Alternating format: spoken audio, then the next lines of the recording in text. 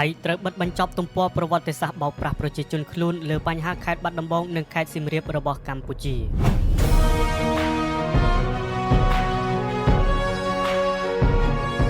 ឈានដល់មួយសតវត្សរ៍ហើយដែលប្រវត្តិសាស្ត្រคล้ายៗរបស់រាជវង្សសៀមបានបង្កឲ្យមានការយល់ច្រឡំចំពោះបញ្ហាទឹកដីខេត្តបាត់ដំបងនិងខេត្តសៀមរាបរបស់កម្ពុជាទៅដល់ប្រជាជនថៃខ្លួនឯង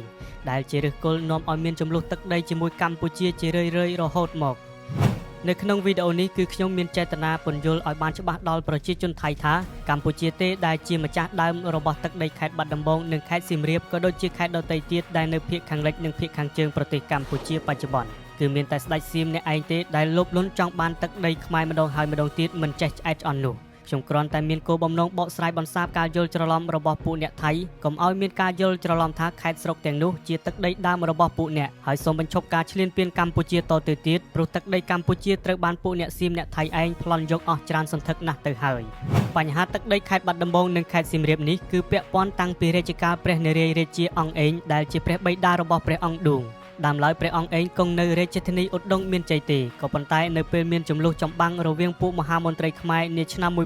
1790នោះព្រះអង្គក៏ត្រូវបានចៅហ្វាតុលហបែននាំភៀសខ្លួនទៅដល់រាជធានីបាងកករបស់សៀមសៀវភៅប្រវត្តិសាស្ត្រខ្មែររបស់លោកសាស្ត្រាចារ្យត្រឹងងារបានបញ្ជាក់ថានៅក្នុងឆ្នាំ1791ព្រះអង្គឯងត្រូវបានព្រះចៅសៀមរាមាទី1រៀបចំព្រះរាជពិធីរាជាភិសេកនៅក្រុងបាងកកដោយមានព្រះបរមនាមសម្រាប់រាជថាសម្ដេចព្រះនារាយណ៍រាជាធិរាជរាមាធិបតីសៀវភៅបាត់ដំបងសម័យលោកម្ចាស់របស់លោកតូចឈួងក៏បានឲ្យដឹងដែរថាស្ដេចសៀមរាមាទី1បានដំឡើងគោរមងារថ្មីដល់ចៅហ្វាតុលហបែនដែលមានភក្តីភាពចំពោះសៀមតាំងពីដើមមកនោះឲ្យឡើងជាចៅពញាអភ័យធិបេសវិសេសសង្គ្រាមរាមនរិនអិនជ័យអភ័យភេរីបារាក្រមពាហុនិងឲ្យធ្វើជាស្ដេចត្រាញ់ឈរត្រួតនៅខេត្តព្រះដំបងនិងខេត្តព្រះនគរបាទខេត្តព្រះដំបងគឺខេត្តបាត់ដំបងឯខេត្តព្រះនគរគឺខេត្តសៀមរាបយើងបច្ចុប្បន្នលោកបានអភិសេកតែងតាំងសពគ្រប់ហើយព្រះចៅសៀមទ្រង់បញ្ជាឲ្យចៅពញាអភ័យធិបេសបែនដឹកនាំពលសេនាមកយាងសម្ដេចព្រះនារាយណ៍រាជាអង្គឯងពីក្រុងរតនកោសិនមកសោយរាជ្យនៅក្រុងឧដុង្គមានជ័យនៃប្រទេសកម្ពុជាវិញជារៀងរាល់ឆ្នាំព្រះអង្គឯងត្រូវបញ្ជូនសួយសារអាករទៅថ្វាយស្ដេចសៀមដោយផ្ទាល់នៅក្រុងបាងកក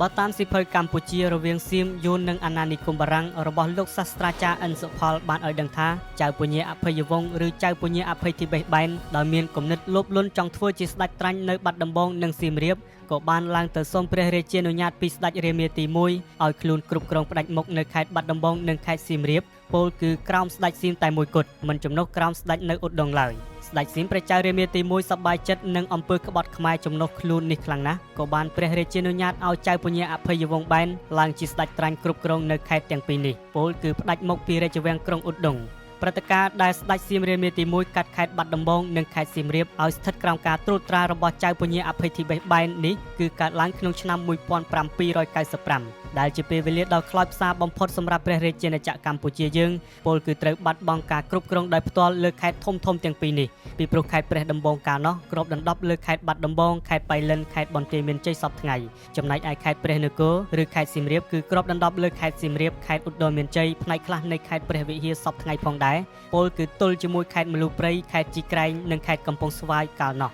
សាស្ត្រាចារ្យអិនសុផលបានបញ្ជាក់បន្ថែមក្នុងសៀវភៅលោកថាការកាត់ខេត្តបាត់ដំបងនិងខេត្តសៀមរាបឲ្យស្ថិតក្រោមការត្រួតត្រារបស់អភ័យវង្សបែនយ៉ាងដូចនេះគឺមកពីស្ដេចសៀមរាមាទី1យល់ថាចៅពញាអភ័យវង្សបែនធ្វើការមិនជិតស្និទ្ធជាមួយសម្ដេចព្រះនារាយណ៍រាជាអង្គឯងពីព្រោះតែចៅពញាអភ័យវង្សបែនធ្លាប់ជាមហាមន្ត្រីចាស់របស់សម្ដេចព្រះរាមរាជាក្សត្រអង្គមុនដែលត្រូវបពពួកក្បត់ធ្វើគុតនៅជិតក្រុងឧដុង្គម្យ៉ាងអភ័យវង្សបែនមិនព្រមអោនក្បាលសំពះចៅហ្វាតុលហពុកដែលជាមហាមន្ត្រីវាំងនាំឲ្យអាប់អោនកិត្តិយសជាស្ដេចត្រាញ់ដ៏ធំរបស់ខ្លួន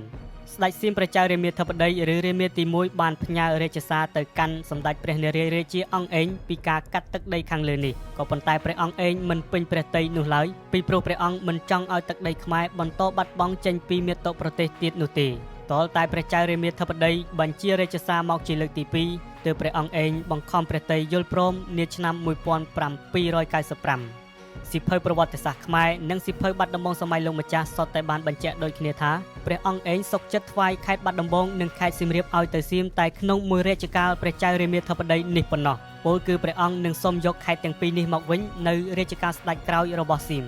មួយឆ្នាំក្រោយមកពលគឺនៅក្នុងឆ្នាំ1796សម្ដេចព្រះនរាយណ៍រាជាធិរាជរាមាធិបតីព្រះអង្គឯងព្រះរាជាដ៏កំសត់វេទនានៃព្រះនគរកម្ពុជាយើងទ្រង់ក៏មានប្រឈួនជាទម្ងន់រហូតដល់សោយទិវង្គតនៅរាជធានីឧដុង្គក្នុងព្រះជន្មាយុត្រឹមតែ26ព្រះវស្សាប៉ុណ្ណោះព្រះមហាក្សត្រក្រោយៗក៏ចេះតែមានកង្វល់ផ្សេងៗនិងព្រឹត្តិការណ៍សង្គ្រាមកាត់ឡើងឥតឈប់ឈរនោះក៏មិនបានទាមទារយកខេត្តទាំងពីរនេះពីសៀមមកវិញដោយការសន្យានៅរាជការព្រះអង្គឯង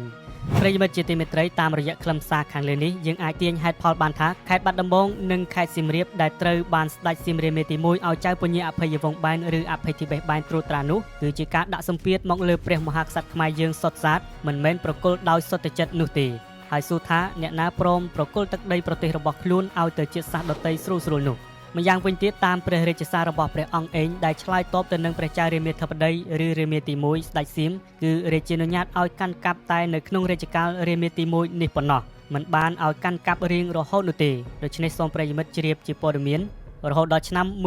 1907ដែលកម្ពុជាមានបារាំងជាអាណាព្យាបាលបារាំងដឹងពីប្រវត្តិនៃការកាន់កាប់ទឹកដីនេះនៃការបាត់បង់ទឹកដីនេះទើបបារាំងជួយរំដោះទឹកដីខេត្តស្រុកទាំងនោះមកឲ្យកម្ពុជាយើងវិញហើយនោះវាគ្រាន់តែជារឿងដែលម្ចាស់ដើមយកទឹកដីរបស់ខ្លួនមកវិញប៉ុណ្ណោះមិនមែនជាការប្លន់យកមិនមែនជាការលួចយកទឹកដីរបស់ថៃពីសំណាក់បារាំងមកឲ្យខ្មែរដោយដែលប្រវត្តិសាស្ត្រថៃបានផ្សព្វផ្សាយនាពេលសប្តាហ៍នោះឡើយរឿងដែលពួកជ្រុលនិយមថៃថាខេត្តស្រុកទាំងនេះធ្លាប់ជាទឹកដីរបស់សៀមគឺខុសទាំងស្រុ